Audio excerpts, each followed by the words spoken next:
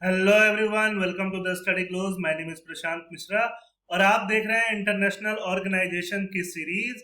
International organization की series में आज हम पढ़ेंगे वर्ल्ड फूड प्रोग्राम के बारे में। World food program last year बहुत ज्यादा न्यूज में था। ऐसा उम्मीद है कि ये किसी भी प्रीलिम्स एग्जाम में पूछा जा सकता है, तो अच्छे से सुन लेना क्या क्या इसके कंट्रीब्यूशन रहे हैं, कैसे ये फंक्शन करता है, कब ये बनाया गया है, पूरा डिटेल मैं आपको इस वीडियो में देने वाला हूँ। तो वर्ल्ड फूड प्रोग्राम नाम से ही इसका काम क्लियर है। फूड असिस्टेंट को डिलीवर करने में काम करता है। इमरजेंसी सिचुएशन हो जाए या किसी भी सिचुएशन में फूड असिस्टेंस प्रोवाइड करता है कम्युनिटीज को। न्यूट्रिशन इंप्रूव करने का काम करता है, हंगर को खत्म करने के लिए काम करता है। कब बना? 1961 में बना। यूनाइटेड नेशन की जनरल असेंबली और यूनाइटेड नेशन का एक और organ food and agriculture organisation ने मिलके 1961 में इसको बनाया। एफओ के बारे में हम किसी और वीडियो में पढ़ेंगे, पहले डब्ल्यूएफपी के बारे में पढ़ लेते हैं। इसका हेडक्वार्टर कहाँ पे है? तो रोम में है, इटली में इसका हेडक्वार्टर है। ये आपसे कभी कभी फाउंडिंग ईयर या हेडक्वार्टर एग्जाम्स में ऑप्शन में पूछा जा सकता है, तो आप याद रखना, ठीक है। ये बेसिकली काम क्या करता है? सस्टेनेबल डेवलपमेंट गोल के लिए काम करता है। यूनाइटेड नेशन का जो भी सस्टेनेबल डेवलपमेंट का ग्रुप है, कोएलिशन है, उसमें से एक ये भी है। ये आपका वर्ल्ड फूड प्रोग्राम 2030 तक सस्टेनेबल डेवलपमेंट गोल्स अचीव करने हैं। उसमें हंगर खत्म करने वाला भी सस्टेनेबल डेवलपमेंट गोल है। तो उसके लिए काम कौन कर रहा है? उसके लिए डब्ल्यूएफपी काम कर रहा है। 88 कंट्रीज को ये आज तक क्या कर चुका है? असिस्ट कर चुका है और 97 मिलियन पीपल को असिस्ट कर चुका है। 97 मिलियन पीपल को कहीं ना कहीं हंगर खत्म करने में, इराडिकेट करने में काम कर चुका है। 97 मिलियन बहुत ज्यादा बड़ा नंबर है। आप इनका वेबसाइट देखोगे, ये लिखते हैं in a world of plenty hunger should be a thing of the past. Obviously plenty तो है ही, कहीं ना कहीं प्रोडक्शन बहुत ज्यादा होता है, लोग बहुत ज्यादा में वेस्टेज करते हैं, बच जाता है कंट्रीज के पास, बड़े कंट्रीज के पास, यूएस के पास, रसिया के पास, चाइना के पास, यूरोप में बहुत सालों तक स्टॉक पड़ा रहता है खाने का। तो अगर प्लेंटी में अवेलेबल है, तो अगर किसी कंट्री में, एशिया है किसी कंट्री में, अफ्रीका है किसी कंट्री में, लोग भूखे मर रहे हैं, तो क्यों मरने चाहिए? नहीं मरने देना चाहिए। तो इसीलिए ये लिखते हैं in a world of plenty hunger should be a thing of the past. कैसे ये लोग काम करते हैं, कैसे ये लोग प्रोजेक्ट बनाते हैं वर्ल्ड फूड प्रोग्राम वाले, वो समझते हैं हम लोग। तो पहले ये हर कंट्री के लिए अलग प्लानिंग करते हैं, कंट्री स्ट्रेटेजिक प्लानिंग करते हैं। किसी कंट्री के लिए प्लानिंग में अलग गोल्स और स्टेप लेने पड़ सकते हैं, कि दूसरी कंट्री में दूसरे स्टेप्स लेने पड़ सकते हैं, ठीक है। फिर वो प्लानिंग करने के बाद उसका एनालाइज करते हैं, एसेस करते हैं कि वो प्लानिंग कैसे वो लोग एग्जीक्यूट करेंगे, कर पाएंगे कि नहीं। उसके हिसाब से वो लोग प्रोग्राम की डिजाइन करते हैं, किस तरह का उनको सपोर्ट चाहिए, लॉजिस्टिक सपोर्ट वगैरह, वो सपोर्ट की बात करते हैं, ठीक है। मान लो ये हंगर एंड करने के लिए ही बात कर रहे हैं, तो हंगर किसी, अगर मान लो अफ्रीकन कंट्री की बात हो रही है, वहां पे ड्राउट बहुत ज्यादा पड़ता है, तो ड्राउट बहुत ज्यादा पड़ता है, तो ऐसे मान लो मिलेट वगैरह वहां पे ये लोग रोपना स्टार्ट करते हैं, कल्टीवेशन करना स्टार्ट करते हैं, इसके लिए ये लोग प्लानिंग करवाते हैं। तो इसीलिए कंट्री स्ट्रेटेजिक प्लानिंग बहुत जरूरी है। फिर उसका एनालिसिस, फिर उस प्रोग्राम का डिजाइन कि अगर मिलेट ग्रो किया जाएगा तो कैसे किया जाएगा, उसके लिए क्या क्या सपोर्ट की जरूरत पड़ेगी, सप्लाई चेन क्या चाहिए, ट्रांसपोर्टेशन क्या चाहिए, इलेक्ट्रिसिटी क्या चाहिए।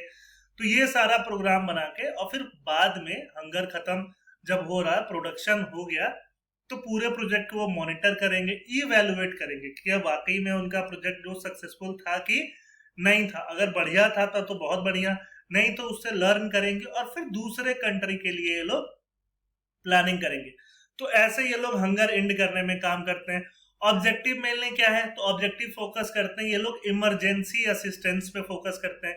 अचानक से कहीं डिजास्टर आ गया, वहां के लोगों को भूखा मरने की नौबत आ रही है, ड्राउट आ गया, तो उसके लिए काम करते हैं। रिहेबिलिटेट करते हैं, डेवलपमेंटल एड वगैरह प्रोवाइड कराते हैं।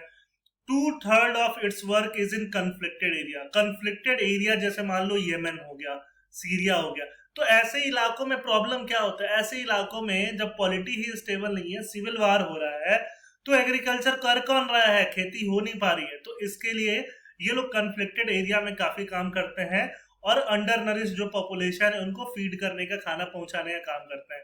यूएन की 2 और एजेंसीज हैं, इनके बारे में कभी और पढ़ेंगे। एक FAO, FAO मतलब फूड एंड एग्रीकल्चर ऑर्गेनाइजेशन का मेन काम कंट्रीज के लिए पॉलिसी बनवाता है खाने को लेके, सस्टेनेबल एग्रीकल्चर को लेके।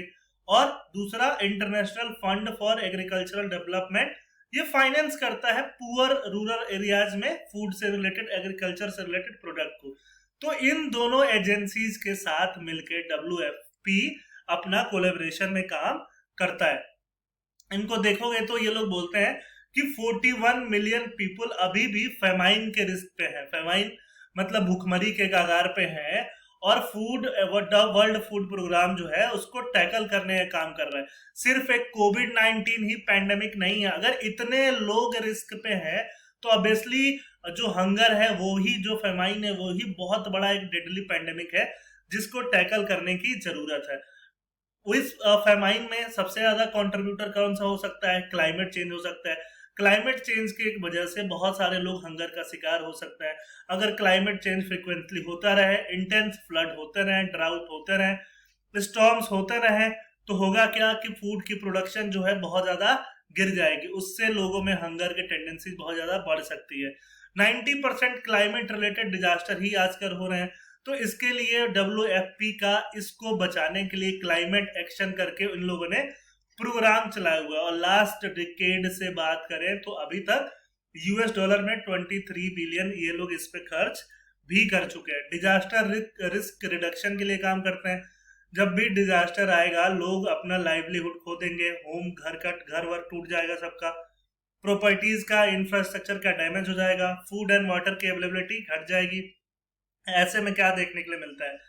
ऐसे में देखने के लिए मिलता है लोग स्कूलों से अपने बच्चों को बाहर निकाल देते हैं, अपने लाइव स्टॉक, गाय भैंस, ये बकरियां, ये सब बेच देते हैं। तो इन सब से बचने, क्योंकि खाने के लिए कुछ नहीं है, अब खाने के लिए क्या करोगे? गाय भैंस बकरियां ये सब बेचना पड़ता है।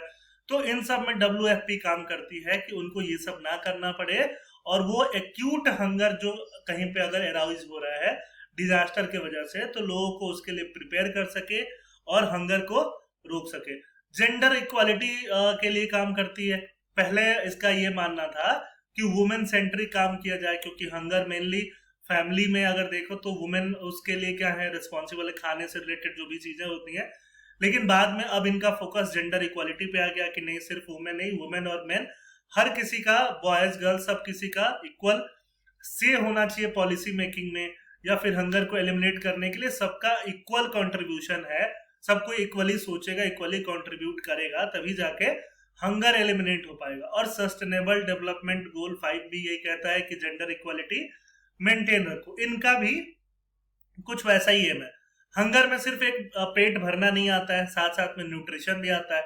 न्यूट्रिशन मतलब एडिक्वेटली आपको प्रोटीन मिल सके, एडिक्वेटली आपको वाइटामिन मिल सके, एडिक्वेटली आपको हेल्दी फैट मिल सके, जिससे आपके बॉडी का, माइंड का प्रॉपर डेवलपमेंट हो, और प्रॉपर डेवलपमेंट होगा तभी हंगर खत्म हुआ माना जाएगा। तो न्यूट्रिशन गैप को फुल करने के लिए इनका एक टूल बनाया है इन लोगों ने। कंट्री वाइज ये लोग टूल को देखते हैं कि किस एरिया में, किस स्पेसिफिक प्लेस पे लोगों में किस क्या क्या न्यूट्रिशन गैप आ रहा है, और उसको क्या क्या फूड देके, क्या क्या सप्लीमेंट करा के उसको, उस बैरियर को खत्म किया जा सकता है। तो न्यूट्रिशन को लेके इनका प्रोग्राम चलता है। इनका program small holder market support के लिए चलता है। जो छोटे व्यापारी हैं, छोटे लोग जो सब्जी वब्जियां बेचते हैं, उगाते हैं, तो ऑब्वियसली अगर इनको फैसिलिटेट नहीं किया जाएगा, इनकी हेल्प नहीं की जाएगी, तो हंगर को एरेडिकेट करना बहुत मुश्किल है। इनको लोन वगैरह प्रोवाइड करना, इनको टेक्निकल सपोर्ट प्रोवाइड करना, इनको मोरल सपोर्ट प्रोवाइड करना, बाकी कंट्रियों के साथ मिलके, बाकी एजेंसियों के साथ मिलके, वर्ल्ड फूड प्रोग्राम अफ्रीका वगैरह कंट्रियों में, एशिया वगैरह कंट्रीज में ये भी काम करती है। सबसे इंपॉर्टेंट, लास्ट में क्या क्या अवार्ड जीता इन लोगों ने? बहुत रिसेंटली नोबेल प्राइज जीता पीस के लिए 2020 में, क्योंकि हंगर कॉम्बैट करने के लिए। और जो ऐसे एरिया जहां पे पीस नहीं है, शांति नहीं है, वहां भी जैसे यमन जैसे एरियाज में भी ये लोग हंगर को खत्म करने का काम कर रहे हैं। तो ऑब्वियसली पीस के डायरेक्शन में बहुत बड़ा काम कर रहे हैं। लाइफ में सबसे इंपॉर्टेंट चीज क्या है? ऑब्वियसली हवा और पानी तो आपको मिल ही रहा है, लेकिन फूड नहीं मिल रहा है। तो फूड के लिए ये लोग काम कर रहे हैं। तो इनको नोबेल प्राइज बहुत लेट से मिला, लेकिन मिल गया एटलीस्ट, ठीक है। ये रिपोर्ट रिलीज करते हैं, global report on food crisis करके। इस फूड क्राइसिस रिपोर्ट में ये एक्यूट हंगर वर्ल्ड में कितना फैल गया उसको ये लोग बताते हैं। तो आई होप आपको WFP के बारे में जो भी कंट्रीब्यूशन है, ये सिर्फ आप यही नहीं यूज कर सकते हो। पेपर 2 GS, पेपर 2 आप यूपीएससी की बात करें तो वहां पे पॉवर्टी और हंगर करके टॉपिक है, वहां पे भी आप यूज कर सकते हो ये सारे जो भी डिटेल्स मैंने आपको बताया वहां पे। ठीक है, लेक्चर देखने के लिए धन्यवाद, थैंक यू, जय हिंद।